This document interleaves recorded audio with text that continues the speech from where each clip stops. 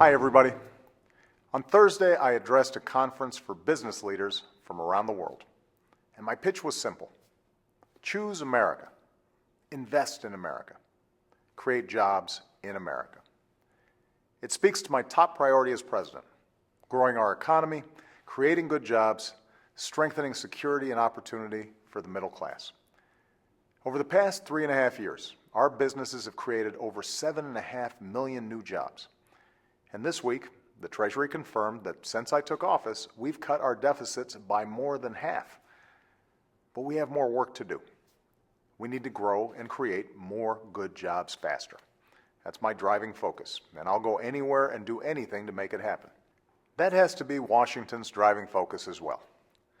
But I know that what you often hear out of Washington can sound like Charlie Brown's teacher, a jumble of unfocused noise that's out of touch with the things you care about.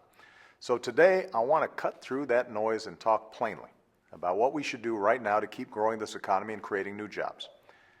It begins by ending what has done more than anything else to undermine our economy over the past few years, and that's the constant cycle of manufactured crises and self-inflicted wounds. I was glad to hear the Republican leader in the Senate say this week that they won't pursue another government shutdown or threaten another default on our debt, because we shouldn't be injuring ourselves every few months. We should be investing in ourselves. And one way to do that is through the budget that Congress started working on this week. Now, budgets can be a boring topic, especially on the weekend, but they can also be revealing because they expose what our priorities are as a country for everybody to see. Think about it. We can keep wasteful corporate tax giveaways that working folks don't get, or we could close those loopholes and use that money to pay for things that actually create jobs. We could keep harmful cuts to education programs, or we could give more kids a head start, hire more teachers in math and science, and help more kids afford a college education. We can keep doling out corporate welfare to big oil companies, or we could keep investing in the renewable energy that creates jobs and lowers our carbon pollution. Priorities, choices, that's what this is about. And the stakes for the middle class couldn't be higher.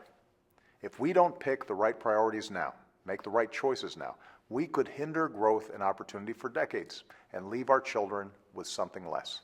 That includes the obsession with cutting just for the sake of cutting. That doesn't help our economy grow, it's held it back. Remember, our deficits are getting smaller, not bigger. On my watch, they're falling at the fastest pace in 60 years. So that gives us room to fix our long-term debt problems without sticking it to young people, or undermining our bedrock retirement and health security programs, or cutting basic research that helps us grow. Here's the bottom line. Congress should pass a budget that cuts things we don't need and closes wasteful tax loopholes that don't help create jobs, so that we can free up resources for the things that actually do create jobs and growth. Building new roads, building new bridges and schools and airports, that creates jobs. Educating our kids and our workers for a global economy, that helps us grow. Investing in science and technology, research that keeps our businesses and our military on the cutting edge, that's vital for our economic future. So the question isn't between growth and fiscal responsibility. We need both. The question can't be how much more we can cut.